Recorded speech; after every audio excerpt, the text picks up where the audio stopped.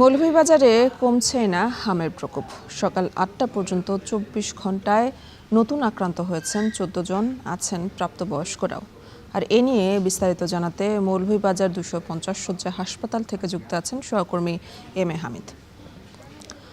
হামিদ, জানাবেন মৌলভীবাজারের বর্তমান যে হাম পরিস্থিতি এখন কেমন দেখছেন?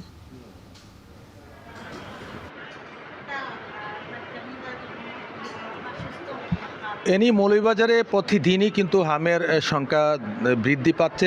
গত ২৪ ঘন্টায় ১৪ জন আক্রান্ত হয়ে বিভিন্ন হাসপাতালে ভর্তি হয়েছেন। এ পর্যন্ত জানুয়ারি থেকে এখন পর্যন্ত ৯২০ জন হয়েছেন। তাদের লেফট টেস্টের মাধ্যমে এ পর্যন্ত ১৮ জন হাম এবং রুবেলা নিয়ে পজিটিভ পাওয়া গিয়েছে। আমি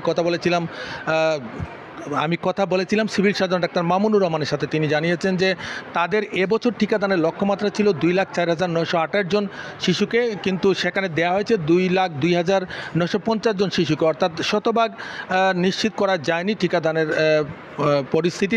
তিনি বলছেন যে এখন পর্যন্ত তারা বিভিন্ন বাড়ি বাড়ি গিয়ে এবং বিভিন্ন স্পটে গিয়ে তারা টিকাদানের কর্মসূচি অব্যাহত রেখেছেন। তারা আশা করছেন যে সবগুলো টিকার আওতায় নিয়ে আসা হবে। আজকের কথা জানিয়ে রাখতে চাই যে এই মুহূর্তে মৌলভীবাজার ২৫০ শয্যা জেনারেল হাসপাতালের আইসোলেশন ওয়ার্ডে ১৩ জন রোগী ভর্তি রয়েছেন। তার মধ্যে ৬ জনই হচ্ছে প্রাপ্তবয়স্ক, যাদের বয়স ১৮ থেকে ২৫-এর মধ্যে। আমি অনেকের সাথে কথা বলেছিলাম, তারা বলেছেন যে অনেক শিশুকেই কিন্তু তারা টিকা দেয়া হয়নি। টিকা না দেওয়ার কারণেই কিন্তু এই হামের প্রাদুর্ভাব বাড়ছে। এ পর্যন্ত মৌলভীবাজার জেলায় ১১ জন শিশু মারা গিয়েছে। তার মধ্যে সদরে ৩ জন, শ্রীমঙ্গলে ৩ জন, কুলাউড়ায় 2 জন, কমলগঞ্জে 1 জন, রাজনগরে 1 জন এবং বড়লেখায় 1 জন। আজকে হাসপাতালে ভর্তি রয়েছেন শিশু ওয়ার্ডে 30 জন, স্ক্যানো ওয়ার্ডে 14 জন, মেডিসিন ওয়ার্ডে 92 জন এবং আগেই বললাম যে আইসোলেশন ওয়ার্ডে 13 জন রোগী ভর্তি, ডায়রিয়া ওয়ার্ডে 12 জন রোগী ভর্তি রয়েছেন।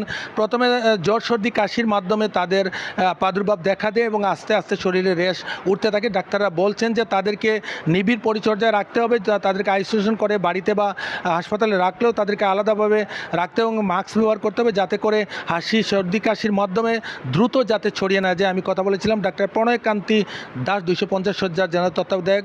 তিনি বলছেন যে প্রতিদিনই রোগীর চাপ বাড়ছে। গত এক সপ্তাহে ৭,১৭২ জন রোগী আউটডোরে চিকিৎসা নিয়েছেন এবং ভর্তি হয়ে ২,০৬৮ জন রোগী ভর্তি রয়েছেন। বলা যায় প্রতিদিনই হামের সংখ্যা বাড়ছে এবং তারা বলছেন যে কিছুদিনের মধ্যে হয়তো তার প্রকোপ কমে আসবে। এই ছিল আমার কাছে মৌলভীবাজার থেকে হাম নিয়ে সবশেষ।